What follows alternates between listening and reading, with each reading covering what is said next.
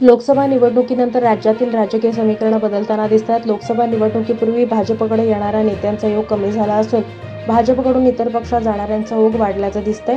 गेल्या आठवड्याभरात भाजपच्या 2 मातब्बर नेत्यांनी पक्षाला सोडचिठ्ठी दिली आहे. संभाजीनगरचे माजी उपमहापौर राजू शिंदे आणि लातूरचे भाजपचे माजी आमदार विनायकराव पाटील यांनी पक्षाला सोडचिठ्ठी दिल्यानंतर भाजपचा आणखी एक माजी आमदार पक्षाला सोडण्याची शक्यता वर्तवण्यात येते. लोकसभा निवडणुकीत महाराष्ट्रात मोठं अपयश सहन करावं लागल्यानं भाजपला धक्क्यावर धक्के बसायला सुरुवात झाली आहे. संभाजीनगरचे माजी उपमहापौर राजू शिंदे यांनी काही नगरसेवकांसोबत ठाकरे गटात प्रवेश केलाय. राजू शिंदे यांची मनधरणी करण्याचा भाजपनं शेवटपर्यंत प्रयत्न केला, पण राजू शिंदे आपल्या निर्णयावर ठाम राहिले.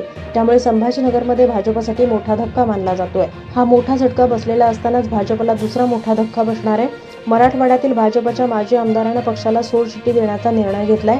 या माजी आमदारांना शरद पवार गटात प्रवेश करण्याचा निर्णय घेतला असून प्रवेशाची तारीखही ठरलेली आहे.